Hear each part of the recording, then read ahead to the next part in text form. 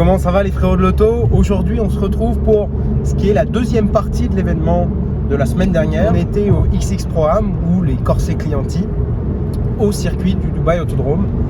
Cette semaine on step d'un niveau, c'est direction le circuit d'Abu Dhabi, bien connu pour accueillir la Formule 1 tous les ans. Donc on va aller faire le tour des voitures, on va aller regarder tourner. La session va être de nuit, donc j'ai trop hâte parce que ça va être incroyable. On se retrouve tout de suite sur le circuit.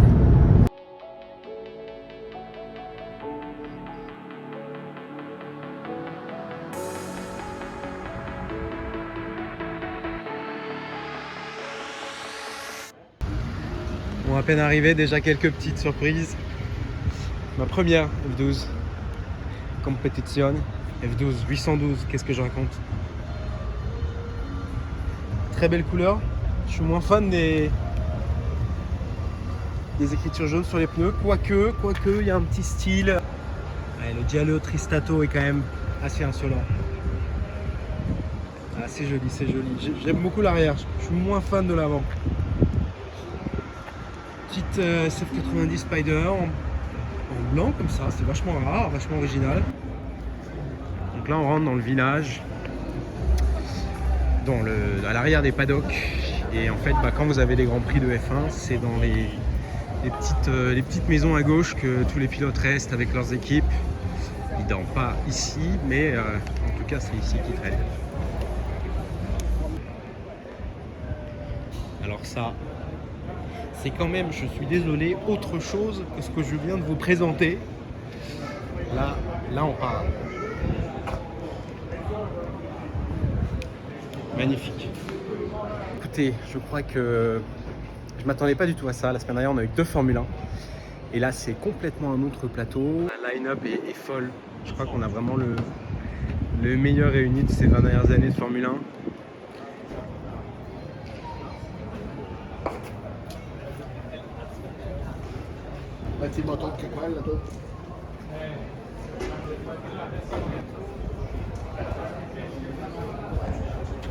Je n'ai pas de bouchon d'oreille, je sais que dans les 2 minutes qui suivent, je vais pleurer. Mais c'est pas grave, c'est pour vous les gars.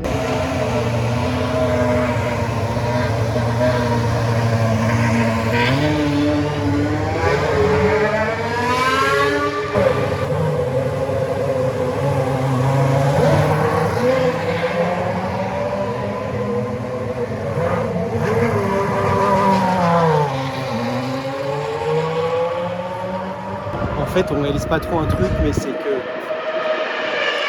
être sur un Grand Prix de F1, c'est ouf. Enfin, sur un circuit de F1, c'est ouf.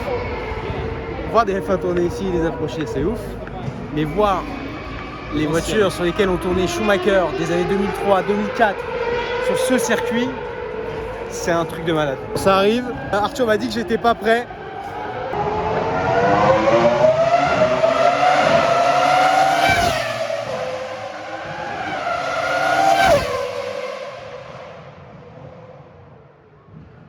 Je pense que là on joue vraiment avec notre santé. Je sais pas comment ça vraiment ça perce, ça transperce les tympans. Et j'ai vu qu'il y avait des petits boules caisses, faut qu'on aille choper des boules caisses, mec.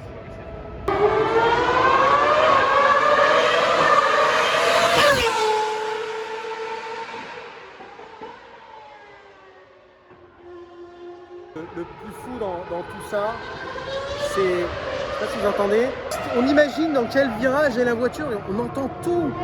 C'est hallucinant.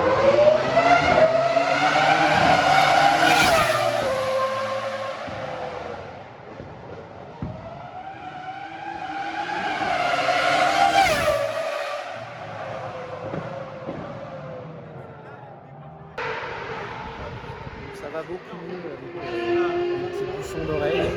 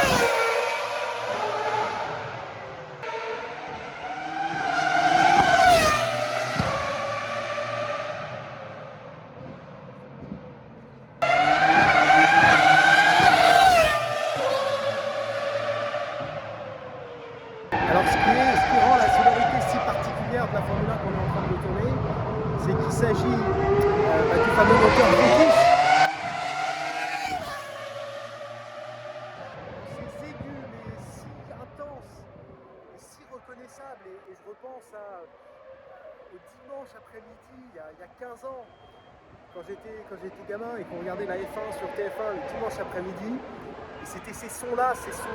Enfin, une des plus belles époques, quoi. Franchement, c'est... Et pouvoir les voir tourner sur le circuit, de les apprécier comme ça me rend presque émotif, quoi. C'est une folie.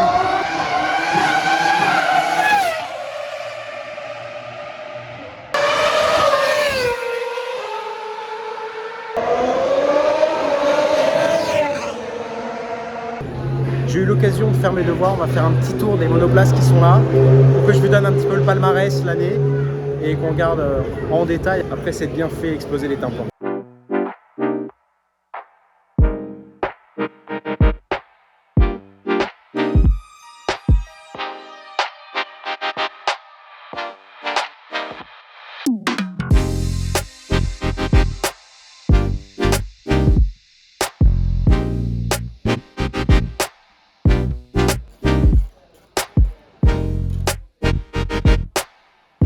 On commence avec cette monoplace de 2007 ou 2008 qui était conduite à l'époque par Raikkonen, qui a participé d'ailleurs au Festival of Speed en 2021.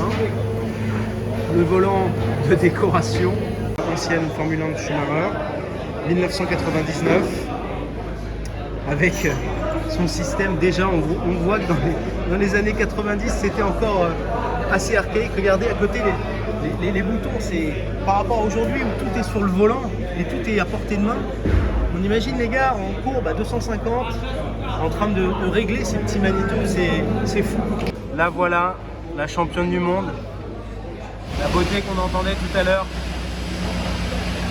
avec ce moteur fou, juste fou, le V10. On peut voir la feuille d'or, les collecteurs.